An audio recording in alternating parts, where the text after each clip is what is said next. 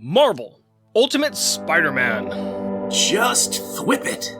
Marvel Universe on Disney XD. New original series, Sunday, 11:10 Central, starting April 1st. DisneyXD.com.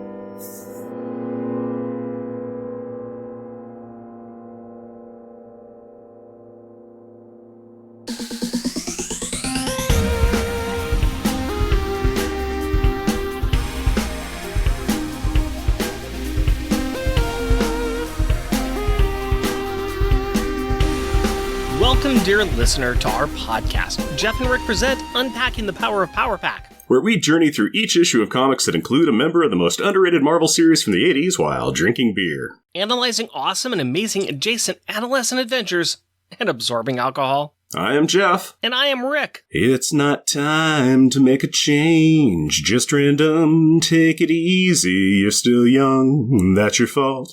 There's so much you have to know. Find a girl, settle down, if you want, you can banter. Look at me, I am old, but I'm happy. Random banter time, buddy. Talk to me, tell me tall tales and tantalizing tidbits of trivia today. That would be Father and Son by Yusuf Cat Stevens, as immortalized recently in the final episode of Ted Lasso. But it also deals with fathers and sons, and really that's what this book is all about. Just fathers and sons. Sons and fathers. That's all this series has been about, in all honesty. This is kind of the culmination of it, but it's all been about father and son, fathers and sons. Yeah, Each and every one of those just jammed together, and this is the culmination of it. Yes. Good choice, and I think it also was in your head because you have been watching a lot of Ted Lasso. Yeah, I have been watching a lot of Ted Lasso, and that was the... I don't know how I knew that, because we honestly haven't really spoken the past couple weeks too much, but I do know your viewing habits because I can kind of watch what you're watching on my Plex server. Yes, because I watched it on your Plex. So yes, you get to spy on me, and it's kind of fun when you're like, hey, I noticed you're watching Ted Lasso this episode, and I'm going to be turning the Plex server off in a minute because of these reasons. So just a heads up. So I'm like, yep, well, okay. I'm doing stuff on it, and I'm like, oh, there's two people watching things. Well, I know one person who's watching Doctor Who right now, and that would be me. Who else is watching something? Oh, it's Jeff watching Ted Lasso. Yes, it was. So, yes, you have watched all of Ted Lasso, I see. So I have. It is fantastic. I loved it. Yeah. Getting to watch it wholesale instead of piecemeal on YouTube. Pretty fantastic. Probably a little bit of a different show. It is honestly a lot of a different show. It surprised me with stuff that popped up. Sometimes the order of where it would be, and other times little bits of story that I had never known about before that got sandwiched in there, where I'm like, oh, I know these scenes, but I didn't know this scene in between it. That's cool. Yeah. I kind of bounce back forward. I know that right now I am rewatching it with my best friend, and he's in North Dakota, I'm here, so we'll get on the phone with each other, we'll both say, okay, play now, and we'll watch it together and kind of be laughing and enjoying things and kind of chatting about it afterwards. So we used to watch TV shows together all the time, so it'd be nicer if he was in the room, like we could say more things, but it still is pretty good. It's a way we can still kind of connect, and the show's hitting him hard for a lot of reasons. So, yeah. Very good show, and very good show to talk to about, and very good show to rewatch about. So, I also know that you have done nothing else in the past couple of weeks because you've been sick boy. Yes, I've been sick boy. I had to stay here to take care of some work that needed doing, which was good because my family went out of town to go on a camping trip with other friends of ours. And a couple of days after they had left, I tested positive for COVID. It came and hit me like a truck. They left on Friday. And Sunday night late, I said, wow, I feel really bad. And the next day I felt even worse. And then I took a COVID test, and it was as positive as could be.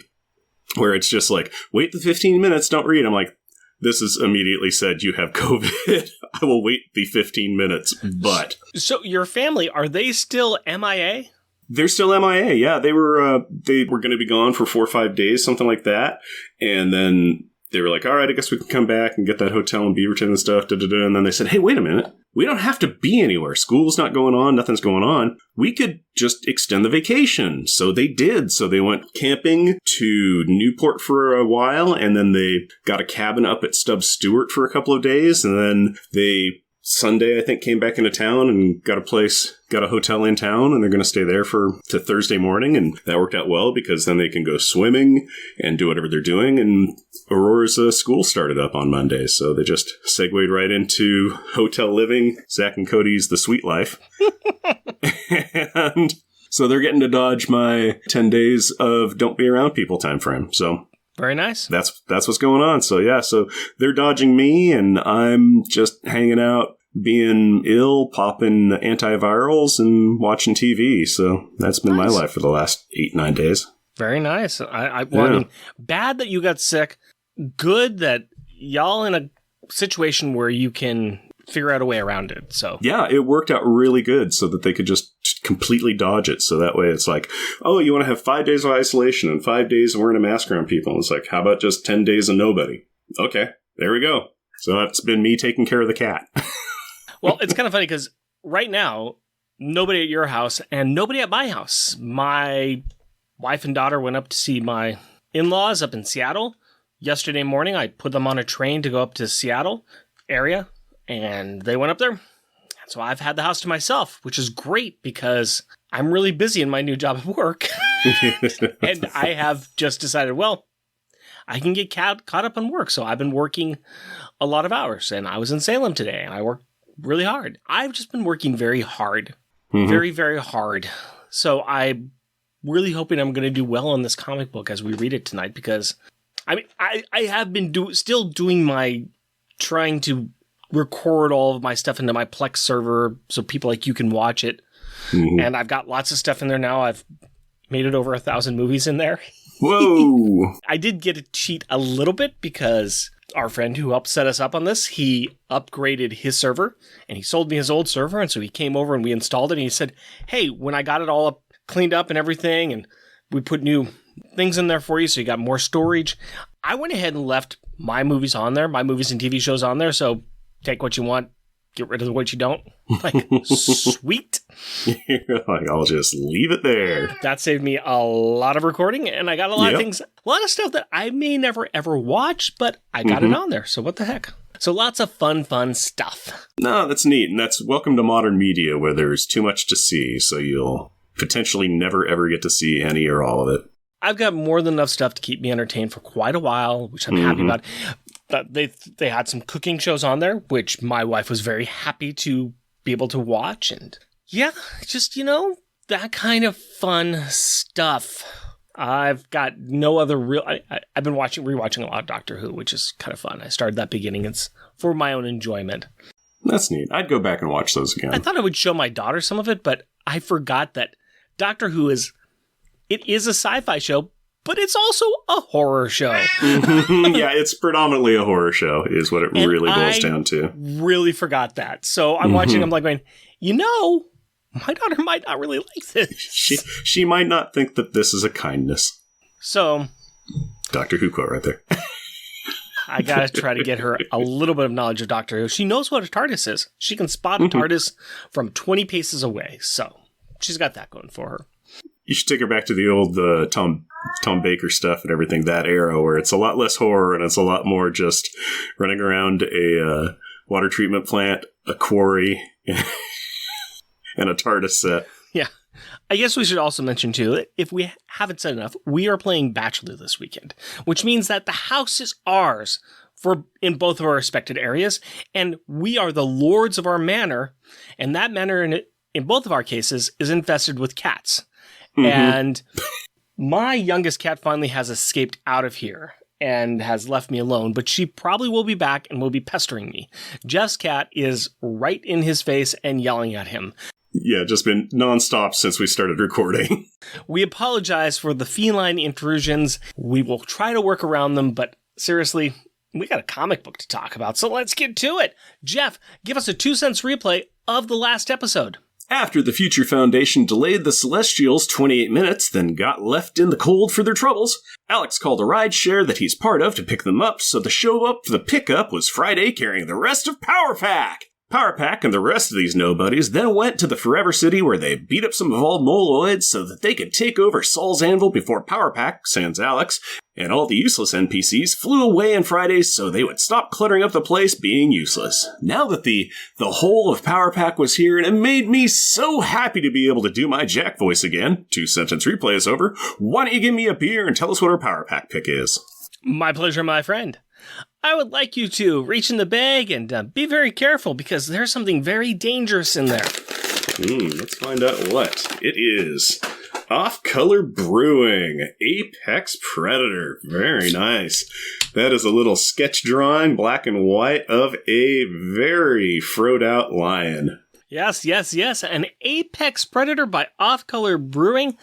6.5% ABV, 46 IBU. When you brew as much as we do, sometimes we get tired of telling the yeast what to do. For Apex Predator Farmhouse Ale, we pitch the yeast cold, turn off the temperature control, and let the yeast do its thing. To our delight, it spat out the sweet scent of juicy fruit wafting from a frothy white mane. Brewed only with grain and sugar, unencumbered by the heat of the kiln, we create a hazy golden body. Apex Predator gets its teeth from a generous crystal dry hopping that completes the dry finish with a fruity bite. Pounce on the upper to let it part your lips, and you may find yourself at the top of the food chain. Jeff. Before we describe this, tell me, why do you think I would choose something called Apex Predator? Oh, well, because we're talking about the Apex Predator in the Marvel Universe, which obviously is not four Mad Celestials, obviously is not the Fantastic Four, obviously is not Galactus. It is obviously a small boy named Franklin Richards. That is right. That is the one Apex Predator that nobody really expects. You may expect the Spanish Inquisition, but you will never suspect Franklin Richards. It kind of smells like soap. Now my sinuses and my smeller is kind of shot, but it has been coming back. It kind of has a soapy smell. No, it does not. But to me, it kind of has a soapy smell. It has a little bit of, again, COVID, baby. My nose is dead. It's been the weirdest thing in the world where I'm like, I know this has a scent to it, and there's nothing there. So for the longest time, I had just everything was neutral. Everything was fresh air. And I'm like, I know parts of this house do not have this fresh air smell. I know that this tea does not have just fresh air smell. So much of the world just smells just pleasant and plain and nice right now. So no, it is not a soapy smell. This is a farmhouse ale. The smell is a little bit yeasty, a little bit wheaty. So you get that, what's kind of known as that farmhouse sweet, outdoorsy kind of smell. It is very, very mild though. Very mild. Again, kind of a soapy, kind of floral, little bit of yeasty. You aren't helping anybody. But that's me, and I'm skewing the data's results. But it is a nice little blonde. Yeah, much like our little Franklin Richard. Yeah, very clear. Lots of little bubbles coming up from it, though. Mm-hmm. Very frothy. It's classic beer, kind of. Yeah. But this is a enjoyable taste, I want to say. This is very, very mild. Extremely mild. Very sweet. Mild, very sweet, a little floral, a little little yeasty, little farm wheat dust in the air kind of a flavor. Not real hoppy at all. I'm not getting too much hop hits. Very minor on the back end. Yeah, very minor, a little bitter on the back end. And I think it says quite true. Little dry finish with the fruity bite. Yeah. Yep, very much so. Enjoyable. I'm not a giant farmhouse ale type person, but this is very sweet, very enjoyable. It's been muggy here lately. I would not say that this is perfect for muggy weather. This is perfect for those dry, hot days. Which we were having about like a week ago even. And that would be perfect for this. This is definitely one of those summer scorching weather, dusty fields, clear your chaps. Yeah, not bad. It's fairly decent. It's good for the season. It's very good for the season. I do not hate this at all. I think this is a very nice, enjoyable beer. This would be a fun one to have with your friends. 6.5 ABV. I think you need to be very careful with this beer. Mm-hmm. It will sneak up on you. This goes down extremely smooth. This is kind of the feeling of a nice light beer that you would have at a bar where you're just pounding them down with your friends. 6.5%, you are in trouble, my friend. Yeah, it's going to start catching up to you real quick. Real quick. Okay. We've got an apex predator and a few in this book. Yeah, we kind of made a joke about it, but we have a few of them in this book. So let's get to it. Jeff, opening credits, if you can get by your snotty nose to tell us about what those are. Fantastic Four, Volume 1, Issue number 604, May 2012, Forever, Part 5. Credits. Writer, Jonathan Hickman. Penciler, Steve Epting. Inkers, Rick Magyar with Steve Epting. Colorist, Paul Mounts. Letters and production, VC's Clayton Cowles. Cover art, Mike Chow and Guru EFX. Assistant editor, John Denning. Associate editor, Lauren Sankovich. Editor, Tom Brevoort. Editor-in-chief, Axel Alonso. Chief Creative Officer, Joe Quesada. Publisher, Dan Buckley. Executive Producer, Alan Fine. Unending, Stan Lee and Jack Kirby. Featuring the Fantastic Four, Mr. Fantastic, Invisible Woman, and The Thing, and the Human Torch. And also, we got the Future Foundation with Spider-Man, Nathaniel Richards, Franklin Richards, Valeria Richards, and that's about it, actually, because you do see the rest of the Future Foundation a little bit. We do see Alex in one panel, but that's really not important. Because you know what? We got more important things, like the other guest stars, Future Franklin Richards, Future Valeria Richards, and present-day Galactus. Okay, a big mic drop from the last episode when that Uber device the Council of Reeds built to destroy the Celestials was actually destroyed prior to it being booted up. One of these Reeds just had to download the Uber Eats app on the machine, and that bloated the system. Rookie mistake. Actually, shoving the glasses up the bridge of the nose, there are a few issues of Fantastic Four we did not cover because they refused to pay to have Power Pack in the issues. Fools. Alright. Yeah, okay, so here's a quick recap. There's a dominating Kree armada that is about to destroy Earth, but thanks to Reed calling up Galactus, it gets dealt with. Galactus then scolds Reed for wasting his time and says that he was only supposed to be called for the title card bout, which is the Quad of Chaotic Cosmic Gods. First round, Galactus takes out one of the four Mad Celestials, but then they go all Mighty Morphin Power Rangers on him, and the three remaining ones combine into the dead one and become a Super Celestial. And they destroy Galactus. One big G crater on the planet goes splat. Now Reed and the rest finally boot up the super weapon and bust apart the Megazord into its three alive Celestials and its one dead component part, which is more manageable, I guess. But they leave a pretty bad Yelp review about Saul's Anvil. And now we are back to the destroyed super weapon and the final match. Now that the future versions of the youngest members of the team, aka Valeria and Frank, have shown up, things are gonna get interesting. Oh, and we will call the older versions of the characters by those names to distinguish them from the younger Val and Franklin. Nice entrance, kids. Couldn't have shown up before the space robots kicked our teeth in? Asking for a friend. Who doesn't have teeth anymore. Question? Are we sure this is Future Val? Because she looks at Frank and gives him a compliment, saying he has always been her favorite hero. She always is playing to the ego of power. Now, about those Celestials, they are looking a bit confused. And worried and scared. I think their words are, Danger, Danger Doom! Which will be my new rock band's name. Sorry, my dude. Danger Doom has already been used by a project with Danger Mouse and MF Doom, who are so much more talented than you. Speaking of more talent than me, and power as well, Frank gives the space gods a Dwayne Johnson eyebrow raise with some glowy eyes and makes the Celestials go... Whomp! There it is! High fives all around between Frank, Valeria, and Nathaniel Richards. Years and timelines of planning and work have paid off, and all it took was manipulating their younger selves, lying to family members, and killing off some excess Reeds. Woohoo! While the future people discuss all of the specific dominoes that fell down so well, the rest of the people, who live in the now timeline... You mean Franklin, Val, Johnny, Ben, Sue, Reed, and Peter? Yeah, those guys. They are still in a stunned silence as they process how they have been deceived and used and saved by future kids. Reed starts off by asking where the bad guys went. He was seconds away from sciencing them. Oh, they were just sent into a local gas giant. Leave it to Frank to send the space robots into a fart cloud. Okay, well, no, but, whatever. Frank is about to get sentimental talking to his dad, but gets a... Spoilers! From Nathaniel, so he moves his attention to Frank. Franklin presents his older self a big ball of energy, kind of his cosmic power reserve. Passes it off to his older self, just as the space gods pop back. They feel that Frank's earlier action of teleporting them into space was rude, and they would like to answer that with an energy blast to Frank's face. Zach, Sue and Reed ask an important question. Can their future son win against the 3 remaining Celestials? Credit to Nathaniel for not laughing in their face and calling them silly geese. Instead, he says no. But he also says that Frank will find a way. Nathaniel has spent a bunch of time going across time to find the right amount and length of time to make this time the time that they win. I think you need a timeout. Nathaniel also drops this truth bomb on Reed. Hey, this is your fault, and you were supposed to die today. But luckily for you, your son loves you. Why? Reasons, okay? The point is, Frank would not let it stand, and so he figured out how to save Reed.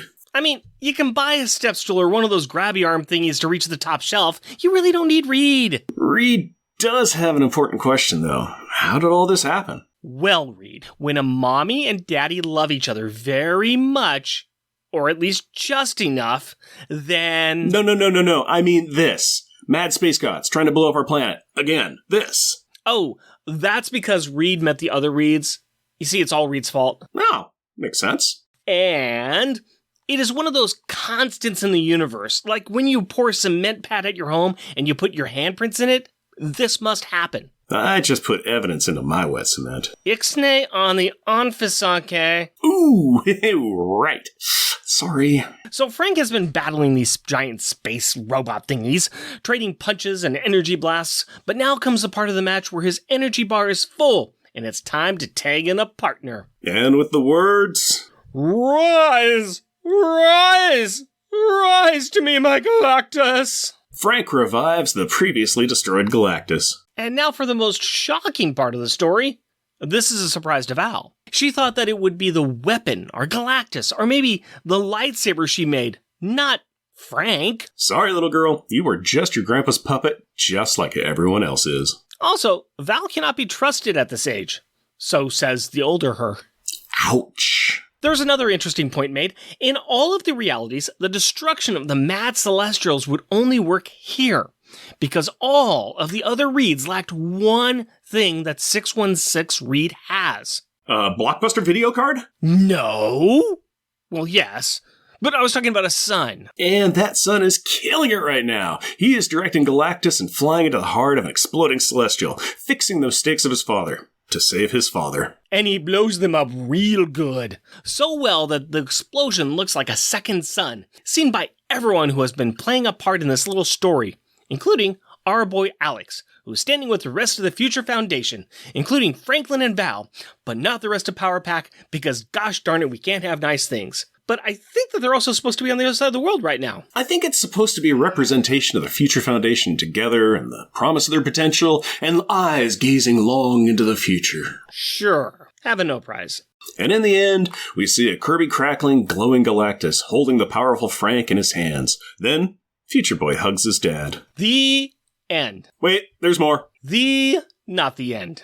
We have a stinger scene of some trust exercises that Reed is doing with Franklin while everyone watches. Franklin is on this high ledge, and Reed is encouraging him to jump, promising that he will catch him. Franklin, much like everybody who knows Reed, is dubious. I mean, we all know Reed is an absent dad and all. What if he gets teleported to the negative zone mid-jump or something? Or one of his science instruments goes ding. Could happen. But no, Reed makes the argument that it is okay to be afraid or to fail, but to say that you're not even willing to try? No, we do not shoot Pinochle that way in this house, son. Or something to those regards. Franklin says that he's ready, and jumps when his dad tells him to fly. Now, the end. Or the beginning. Because we like to always do the Power Pack packaging at the end of our little synopses. And let's go ahead and talk about this little cover right here. We have the world's greatest comic magazine, Fantastic Four. Kind of classic. And we got Johnny Storm all fired up and nude flying across the top. We got Reed all stretchy-wetchy. And he's got his arm kind of like up and in a claw like he's about to claw Susan's head. Susan's there looking all, hi, I'm about to get clawed in the head by my husband. And the thing's there in the front going, yeah, claw her in the head, Reed. And then in a white strip down the side, we got those same people I talked about, the little circular head things. We got Human Torch, Reed, and Sue, Hickman, Epting, Magyar, Mounts. That's what we got. That's okay. Yeah. So there's kind of a story background of all that action going on, and there's a outline of a Neon 4 there. So that's what we got. We have nary a Spider-Man to see, which makes me upset. Well, no, this is Fantastic 4, not Fantastic 5. We don't need no, fifth wheel hanging about here. No Spidey's men mucking up their pretty cover. We don't need him. Mike Choi and Gurihu FX know what they're doing. They're making a generic cover that they could put on the front of any book. Any little book. Literally any book. It has nothing to do with anything other than it's the Fantastic Four. Although the non-flaming members of the group are in their Future Foundation costumes. So it's going to start having limited placement appeal here in a short bit, I bet. Yeah. Honestly, it's a nice enough cover. This is a cool seminal issue, and there's a lot of cool stuff in this, and I'm a little disappointed because I think they could have had anything to really sell what this is. Yes. I mean, for goodness sakes, here's a better cover. And I don't think it would be giving anything away. I would have Future Franklin there. That's it. Future Franklin, eyes glowing, with his hand outstretched and saying, "To me." And just ... and leaving it at that, because that is one of the coolest parts about this book. And just having that there hanging, and it would be like, ooh, I'm walking by this cover. This guy, to me, my X-Men, to me, my what? To me, my what? To me, what? I want to know what's going on. Yep, that would be... This one tells me it's another book with Fantastic Four. Basically, yes, it is. It is a future... It's not even a Future Foundation. It's a Fantastic Four book. It has all the four members that you know and love or don't like or whatever. And once again, I like the cover. I think the art is it's great. Fantastic on it. I just don't care. I would pass this by in a second. Yeah, it could have a nice vague tie-in, like you were saying, that would work really, really good. Get those Kirby crackles going on the cover along with the Future Franklin. Yeah. To me. Yeah, that would be a good one. That would be a great one.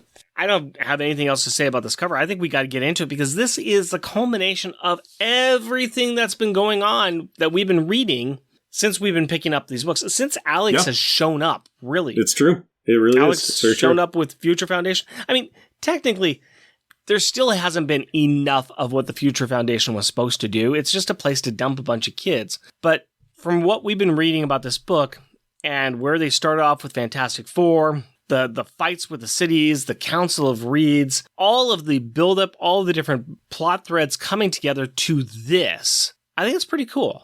I think it's pretty cool what Hickman did here and what he kind of continues to do with this. He had a really epic little story that he wanted to tell, and I know there's more that he's going to be doing. We aren't going to cover all that much more of it, though, right now. But this, I think, was a very cool send-up to this point and really saying, yes, here's the culmination of the story. I think it's pretty good. Tied it together very nicely.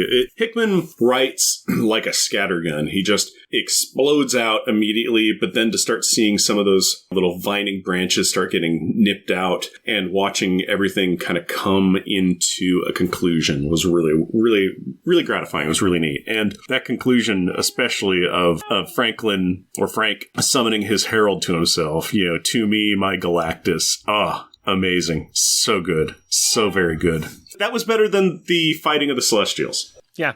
And you didn't really see that coming, did you? No, you do not.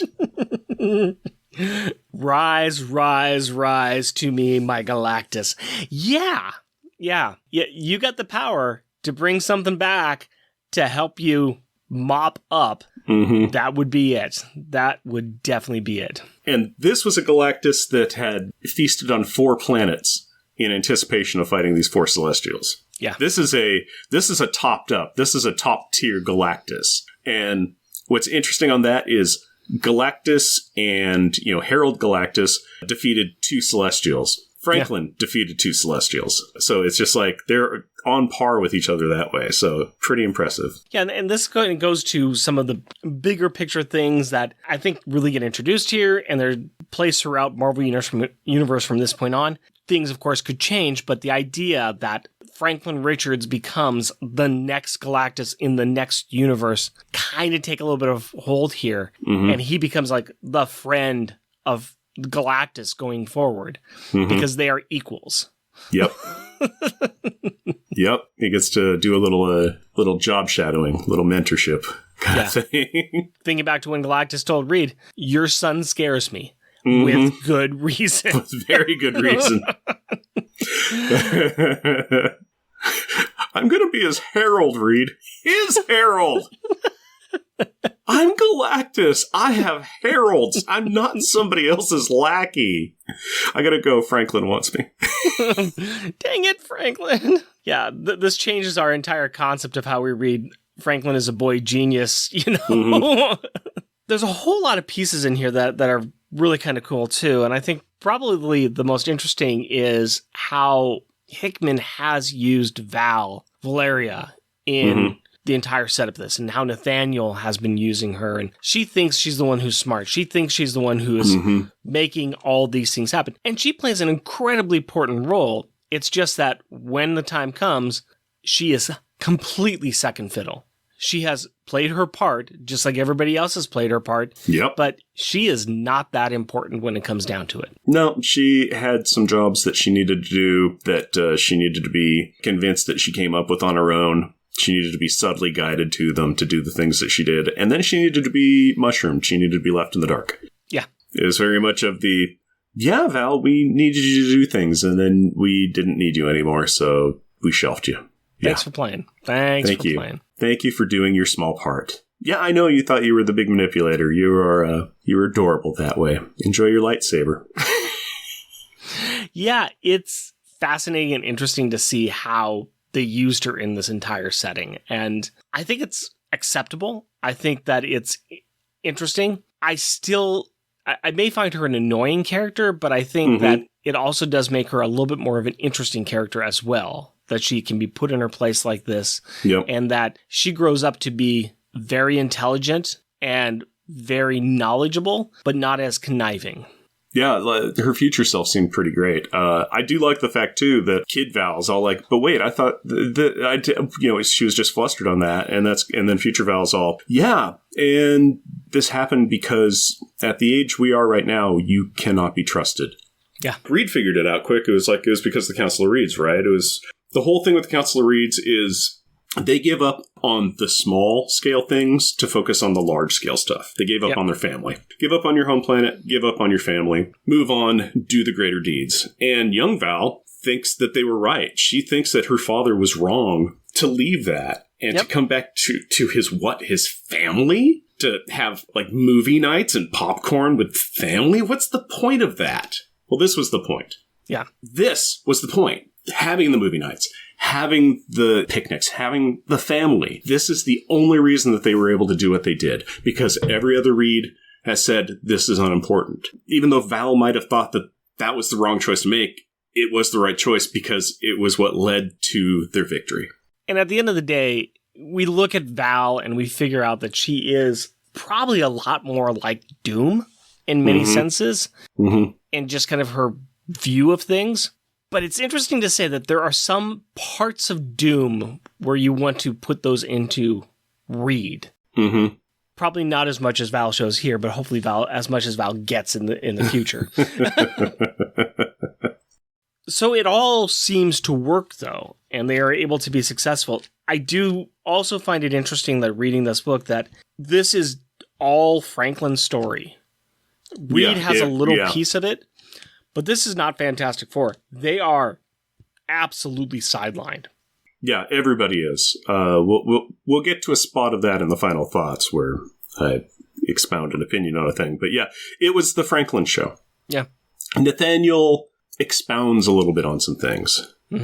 So it's a little bit of Nathaniel talking, but otherwise it's the Franklin show. And everybody else being the Future Foundation kids and standing there and staring and watching what's going on. Yeah, we have a cameo appearance by Alex in here, which, okay, fine. That's fine. Fantastic Four book. Thank you for inviting us to your show. But when it comes down to it, it's nobody else is important except for Franklin in here, which also cheeses off Val as well. Yeah, why is it about me? she's the specialist kid and Franklin is a dullard. No. It's never about Franklin. Why would it be? Here, give him a block or something and he will be entertained for days with his little mud pit brain. To be fair, I do think about you the same way. You think about giving me a block? Ah, awesome. I think about you as a blockhead. I have a head that's filled with blocks. I do love Lego. I'm sorry. We are not even to rubber and glue moment, but I think maybe it's about time we got into our final thoughts. What do you think, man? We could get there. We could get into there, totally. Okay, let's go ahead and move on into final thoughts, and I will try not to insult you as much.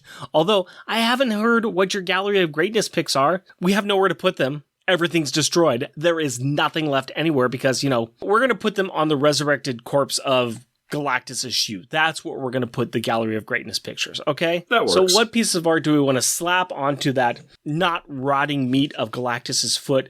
Jeff, tell me a backup joke one that you find to be hilarious. My joke backup one is on page 23 of Marvel Unlimited, and I call it, I Suspect Scrolls. Okay.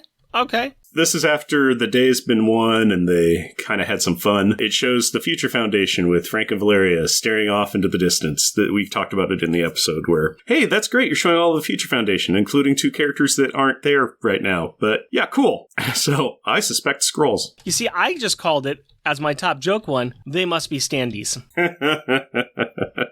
Because they went to the shop, they got the cardboard standees, and they just placed them up, and they called it good. They called it good. Yeah. All right. So that was your top. That was my top. Same reasons though. Same reasons though. It just seems like very odd and very strange, and especially because we got Val there, and the kids are supposed to be over there, and yeah, there's a lot of questions I have on There's that picture. questions. Yeah, there's questions. What's your top one? We have your backup to do still. Oh, my backup one. You're right. This is right after they kick the Celestials to the gas giant, and they're having a little bit of time to expound, pass energy back and forth. But then we have this lovely scene here where we have Franklin and Frank. Their eyes glow and they look up and they say, they're back. It's Frank times 2 glowing eyes. Never grow out of being creepy, Frank. Never do it. Because it's not one creepy kid. It's one creepy kid and one creepy adult with glowing eyes. Yeah. So Yep. They are. They got that creepy kid in a horror movie kind of thing going on. Yeah. They're here. Yeah. Very nice. What is your top joke one? My top joke one is on page 24, and I call it, Guess What I'm Holding. And this is after the day's been won and they had some fun. Galactus is Kirby Crackle glowing in front of them with his hands held together like he's shielding something that he's going to bring. Like he's got a little butterfly that he wants to show his friends. What could it be? What's he holding in his hands? Maybe it's a toot. We don't know. Galactus might be a prankster. It's Franklin. There's way too much gas humor that we have gotten this episode. I don't know what's going on. I have no idea what's going on. They got sent to a gas giant. Yeah. And the Kirby Crackle stuff could be anything. And also, we're children. So, of course, we're going to make toot jokes. Jeff, have we chosen the same 2 for our top good art? Is your first one on page 17, which I called To Me, My Galactus? That would be my first one, To Me, My Galactus. Yes. Yeah, that's our first one. And then would your top be the next page called Me and My Galactus, which is a splash page? That would be right. I would call that Galactus Revived. Yep. We can't. I mean, we have to. So we have To Me Galactus. It is older Frank there with his glowing eyes and his pretty on-point beard. Just Kirby Crackle around with his hands straight forward with Kirby Crackle coming out. To Me, My Galactus. The lettering is also spot on that too. Yep, it's a big old Kirby hand. It's taking up like half the page. Yep, all blue energy lit. It looks so beautiful. Yep. Yeah. And then following it up with just a giant page with Galactus and little Franklin up there. All that Kirby Crackle, all that blue energy coming around the air and the ground. It don't get any better than those 2 pictures. No, I'm sorry. Pretty amazing. Just lay it down, put it up on my wall, call it good. Best part of the book. Best part of the culmination of the series. Best everything. So good. Yeah. I mean, sure, Ghost Rider can go ahead and turn a dead celestial body into... which is pretty sweet. Into his own fiery space vehicle. That's pretty awesome. But he can't have Galactus revived and come to him like a herald. No, it don't happen. It do not happen. I've already insulted Jeff once, but I think we should have a little more insults going on. Rubber and glue moment. What was the best or most childish insult? My backup. And we talked about this one already. It's where Valeria is talking to Val and she says, at the age you are right now, we can't be trusted. Boom, done and done. Yep. That is just the knife. Your older self just calling you out as a liar, cheat, and conniver. Chef's kiss. Yeah, that was good. Same. That was my backup one, There wasn't a lot of insults in this to be found. No, there's a lot of real good cuts. Mm-hmm. And I think that's what was reflected in my top one as well. And my top one was, Nathaniel, you see, son, this was the day all your sins caught up to you. Yeah, that's a good one. I did not pick that one, but it's a good one. Yeah. Once again, it's like, hey, son, you made mistakes. You've made a lot of mistakes. And your body has been cashing checks, and now your body's got to pay for them. Mm-hmm. And you are out of paper. You are 100% out of paper. Overdrawn. Yeah, you are in the red. It is not pretty. Yeah. What is your top one? Mine was on page 6, and it was after Franklin had sent the Celestials to the gas giant, and Nathaniel's all excited to see Val and Frank, and Frank's all, good to see you made it too, old man. Just old man. Old man. It was about the biggest insult thing that I could see that was said in anywhere in there. It's kind of making fun of his grandpa, calling him an old man, but also really Nathaniel, just from what I picked up in this, Nathaniel became the father figure to Frank. Yeah. It's making fun of him being grandpa, but at the same time, it's an endearment because it's like Nathaniel's like, son, you made it. Nathaniel called him his son. They cut out that sandwich part, the meat part of the generational sandwich, and just it turned into Frank and Nathaniel just kind of being father and son. I think that's something else that we should also mention, too, is that it really becomes apparent that all of this is because Reed was supposed to die here. Yeah. And because Reed died here, what really comes about and what really happens is Nathaniel has raised Franklin and Valeria.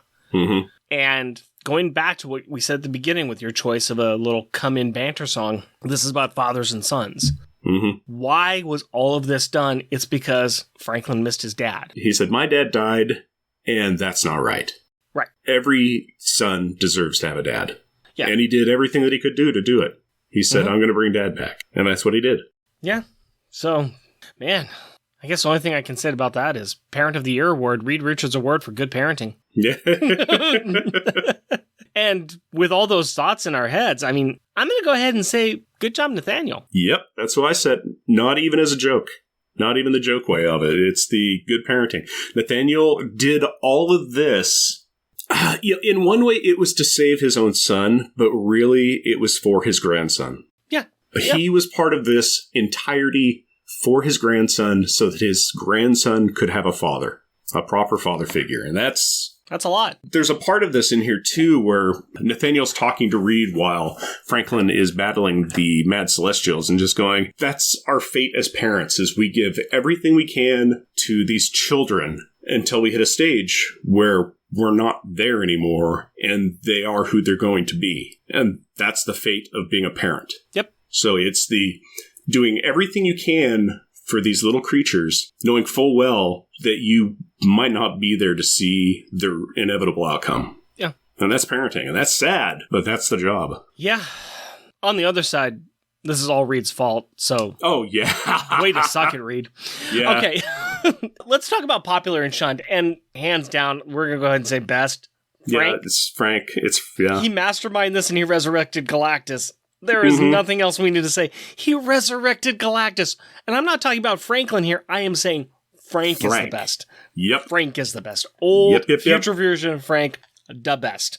Mm-hmm. Easy peasy. Simple as pie. Now, what's going to be hard is picking a worst. And I can tell you what my worst pick is. Go ahead. And that's going to be everyone not named Frank.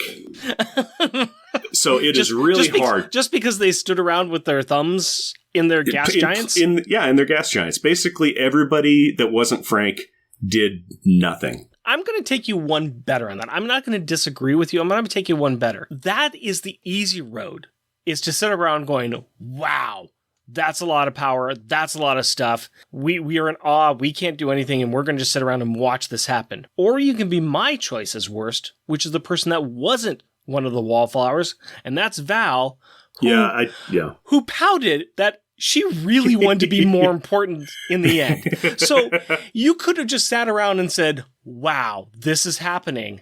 Instead, you're like, it should have been me. Yeah, I'm going to show you something on my notes right there. And if you look You can see in brackets is the word Val, Val. next to everyone not named Franklin.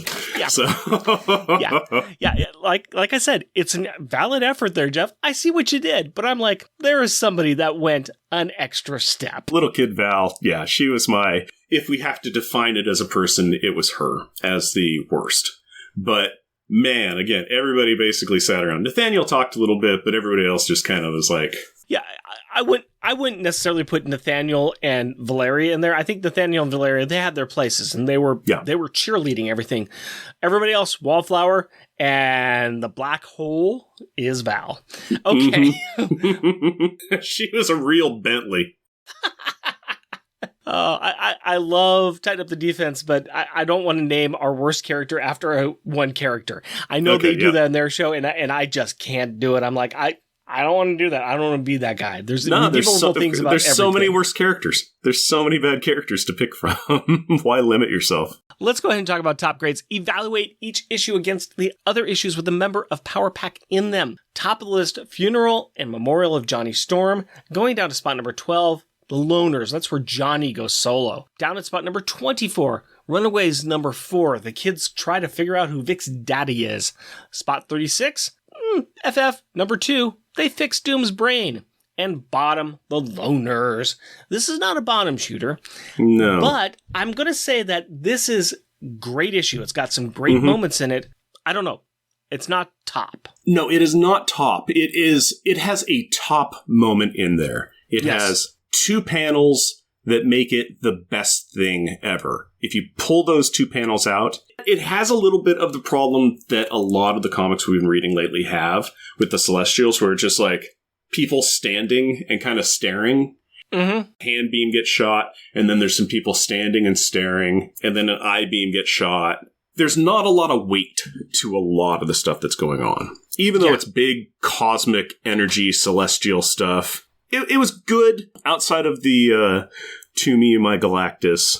I'm also going to point out one other thing, too, here, is that the numbers I gave might be a little off, because I all of a sudden realized I'm not seeing last issue in here. So I need to look at that really quick. So the last one we have at spot number 25. So that's going to move some couple things down there a bit. Do we think that that is going to be above or below that spot? I think this was better than that. I mean, that had one good moment. Actually had a few good moments with Power Pack doing things. I think there was more things that were occurring in that one. Yeah, some extra things occurred. There was neater bits of story, and I think in part that was because we're Power Pack fans, and Power Pack was there doing Power Pack stuff, and that was awesome. They just came in, did some stuff, and then they left. There was neat things that were going on there, but I think that was because it was the one where Power Pack showed up. Okay. So you want to go above that one then? Yeah, I think that this is a little bit above. A little bit above that. Man, I'm looking like 2 above that, The Loner Secret Santa. That was an entertaining little read. That was a pretty entertaining little read. I'm looking at Runaways number 4. That's where the kids try to figure out where who's Vic's daddy is. There was a lot of stuff that went into that one. If you want to put this above the last issue we covered, FF15, I would say that it would be right above it, because I don't know if I would go above Runaways. I kind of agree with you on that. I could put it as the new 25. 604 is the new 25. I could see that. We'll do that then, and I will make sure that I get that all straightened around, because I'm a horrible person. Not at all, my friend. Not at all. You're busy with a life that requires attention. Well, shucks. Fine. So we have got that figured out. We've got that placed. I guess that means that we should talk about beer. And we're talking about Apex Predator, and we know who the Apex Predator is. It's Frank. He's got a Galactus as a herald. That's cool. Would this powerful Frank enjoy to sit down? Because he's older. He's not young Frank. Yes, he's old enough now. He could be doing anything he would. He'd probably sit and enjoy this. I think, like me, he might say that calling him Apex Predator would be a misnomer for this beer. It's a fine beverage. It is not peak of the peak. I would agree with this. Apex Predator means it's something that's come out and was going to wipe off your face. This is a mellow beer. Yeah. This is a deer enjoying a little bit of the savanna grass, if you will. And just sitting back and chilling by the pool with this herd. That's what this is. This is very much a chilling out, kicking back, just enjoying beverage. Definitely not an Apex. I find it to be fine. The profile hasn't changed. Still kind of smells like soap to me because, again, my sinuses are screwed up. But what's weird is that my taste buds are great, so I can still taste my food. It hasn't changed. I'm going to personally say that this is a good 4 for me. I enjoy this a lot. I really am enjoying this. I would easily look this out. I would easily have this again. I would easily share this with friends. This is if I'm going out to a bar or something like that, and I want something that I can kind of sit back and drink all night, and I don't have to fight with it. There's a lot of really good stouts and porters that I love, but I have to sit down with them and fight with them. Yeah, because they challenge you. This is not a fighting beer. This is a just sitting back and enjoying ourselves beer. Yeah, this is a victory lap beer. This is the no worries, no stresses. The day is done. It's great. And we had a fun time with it. For me, it's not super amazing. I would definitely drink it again. I'm going to give it a 3.5. Okay. I think that's the Corona talking, but, who am I to judge? Well, I know who somebody to judge is, and that is you and Carrie in Kids Perspective. And that's where you talk to your 12-year-old daughter about the issue that we just covered. So Rick and Carrie, take it away. Hello, Carrie. Hello, Daddy. We are going to talk about Fantastic Four 604. This is the big battle with the Celestials and everything. Are you ready? Yep. What'd you think about the battle? Wasn't much of a battle. It was few hits, death, few more hits, death. Yeah. Oh, and a tiny bit where Galactus came. No biggie. Galactus came back to life. He was actually killed in another comic book. Yeah. Who brought Galactus back to life? Mr. Franklin. Mr. Franklin. That's how you're referring to him. Mr. Franklin, huh? Just older Franklin. What did you think about that moment? Did you like it when he said, "To me, my Galactus"? It was cool. He got himself a Galactus. Yeah, he did. You know how Galactus usually has people who are his heralds, like the Silver Surfer. I think you saw Frankie Ray. Yes, this time he's the herald, sort of. He's the herald of Franklin. Yeah, more like he was just summoned. Summoned, he's the same thing. Kind of cool though, right? A secret weapon. Yeah. He's the size of a planet, so it's not really that secret, but yeah. Just at this moment. It was secret from a bunch of people. Not a lot of people really knew. Like in the comic, the characters didn't know. Well, I don't think anybody knew that he was going to be doing that until he did it. But hey, here we go. Yeah, now the secret's spoiled. What did you think about this comic book overall, though? It seems like you weren't too terribly impressed, or what? Well, it was sort of just him being cool. And then they talked about some stuff, and then... And then he won the day. Yeah. Hero stuff. It's like, at the beginning, he just defeated them, and then they came back. He's like, oh, now they're actually kind of hurting, so... He just sent them away while he continued to gather his power, and then when they came back, he just kind of killed them. Yeah, he killed them, and then it was kind of fast. I like the epilogue, though. The epilogue was cute. Oh, well, let's talk about that then. The epilogue is where there's a father-son moment between Franklin and his dad, Reed. Probably like the only one. Reed's not around to be much of a father. Well, I think that's kind of what this is saying, is he's trying to be better at that, right? Yeah. You said you liked that moment, though, right? It was like a cute little epilogue. Although it did make me think the whole series was over, but it wasn't, so. No. This big storyline is over. And this was the nice little epilogue, or tag on to that. I mean, the story was about Franklin wanting to do whatever he could to change the past so that he doesn't lose his father, right? Yeah, or at least future Franklin. Right, future Franklin. So you like the ending kind of hit you a little bit. You really liked it, huh? Yeah, I thought for once maybe Reed was being a good father. And, like, he's helping Franklin maybe adjust to the powers. Nice. And that's what I was thinking, because it's like, if you fall, or if this flying thing doesn't work, I will catch you, but you're probably going to fly anyway, so I might not need to be there. But just like a security thing. It's also a bit of a trust thing, too. It's like, I'm here to catch you. Trustful. Yeah. I mean, it'd sure be nice if your father did things like that with you and was that cool for you. But, I mean, you don't have galactic powers, so I really don't care. No, I don't really have... No. My power is cats and 10 more cats. And I don't like cats, so, I mean, that's where we kind of differ. That's the line in the sand between us. Nobody who's watching this can see it, but I am wearing cat headphones right now. This is true. This is a fact. This is a fact. And they can glow.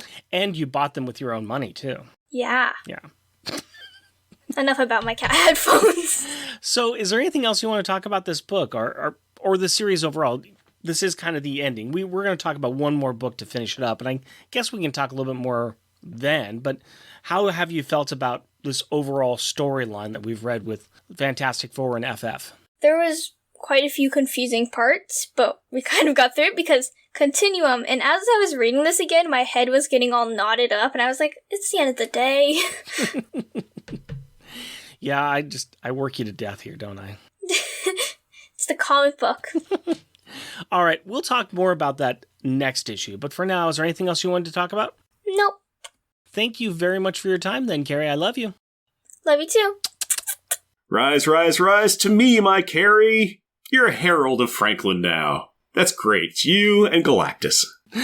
Shout out time. We like to recognize those listeners that take some time to write in or leave us a review or chat about us on many social media networks, wherever you can find us. This is for episode 140, FF number 14, 27 minutes.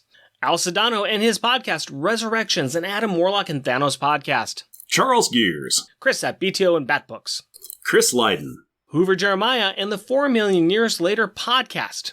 Jeremy Daw. Tim Price, the Podcrasher, and his podcast, The Outcasters, now featuring with much less Batman. And we also like to thank those wonderful, wonderful people that throw us a buck or two here and there. And I am talking about adorably astonishing and amazing Andrew Burns. Cheerfully cheeky and charming Char Logan. Challenging, cheesy, and chuckling Charles Gears. Destructive and devastating delightful Damian Witter. Dynamically dangerous and devious Doug Jones. Intelligent, interesting, and innovative Isaac Perry. Justing, joking, and jovial Jeff Pollier. Just jealous and jeweled Jeremy Daw. Muscly, mighty, and meticulous Matthew Birdsey. Mythical and magnificent monologuing Matthew Laserwitz. Steely, salty, and steamy Sailor Bear Zodar. Sad and sickeningly silly Shag Matthews. Tyrannically terrifying and tame Tim Price. Way wordy and wobbly Waffles. Weird and wonderfully wacky Wind. Next issue, we are going to be covering FF number 16.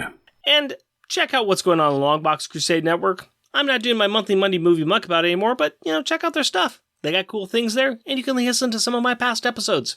And we have some merchandise available on Redbubble. Go to redbubble.com and search for Unpacking the Power of Power Pack. Jeff and Rick Present is a bi-weekly self-produced podcast recorded in front of a live studio audience of 2 annoying and ungrateful cats in Portland, Oregon. If you would like to interact with us through the magic of the internet, you can do so through Blue Sky at Jeff and Rick Present, Twitter at Jeff and Rick Present, our Facebook page, Jeff and Rick Present, our email address, jeffandrickpresent, all one word, at gmail.com, or at our website, jeffandrickpresent.wordpress.com. Also, we got a YouTube channel at Jeff and Rick Present. And if you would like to help support our show, we are on Patreon. You can find us at patreon.com, Jeff and Rick Present, all one word. We are also a proud supporter of the Hero Initiative, and we'll be donating 10% of our Patreon donations to this great cause. We encourage everyone to give what they can to this worthwhile organization that helps the creators who provide us with such great content. Go to heroinitiative.org to find out more. Please rate and review us wherever you can, tell your friends about us, or share your love for us on social media. And as always, we want to thank the powerful people in our packs. My wife Cindy and our daughter Carrie. My fiancée Hillary and our daughter Aurora. We love you. Until next time, costumes off. Our theme music is 80s Action by Kevin MacLeod. Also featured in this episode is Spider Eyes by Kevin MacLeod. All music is found at Incompetech.com and is licensed under Creative Commons by Attribution 4.0 license.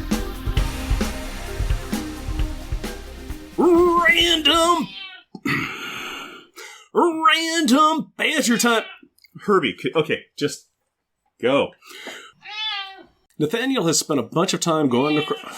Herbie, you just gotta stop it.